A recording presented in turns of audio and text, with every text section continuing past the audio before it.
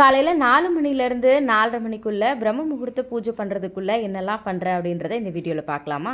காலையில் எந்திரிச்சு குளிச்சுட்டு ஃபஸ்ட்டு நான் இந்த மாதிரி 4 மணிலேருந்து 4:10க்குள்ளே வந்து ரெடி ஆகிடுவேன். அடுத்ததாக வாசலில் எனக்கு தெரிஞ்ச மாதிரி சின்னதாக ஒரு கோலம் மட்டும் போட்டு முடிச்சிடுவேன். அதுக்கு அடுத்ததாக என்ன பண்ணுவேன் அப்படின்னு பார்த்தீங்கன்னா, வாசலில் எப்போவுமே ஒரு உருளி வச்சுருப்பேன்.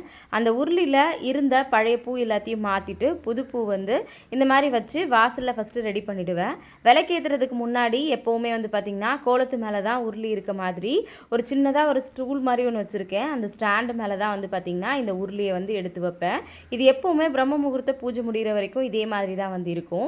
இது எதனாலன்னு தெரியல, எனக்கு பர்சனலாக பிடிக்கும் அப்படின்றதுனால நான் வந்து வைக்கிறேன். அடுத்ததாக வந்து பார்த்திங்கன்னா ஹாலில் இந்த மாதிரி குட்டியாக ஒரு உருளி வந்து நம்ம வீட்டில் வந்து இருக்குது. அதுலேயுமே வந்து பார்த்திங்கன்னா பழைய பூ எல்லாத்தையுமே வந்து மாற்றிட்டு அதுக்கப்புறமா புது பூலாம் வச்சுட்டு அதுக்கப்புறமா தான் நான் காலையில் என்னோடய பூஜை ரூமுக்கே போவேன்.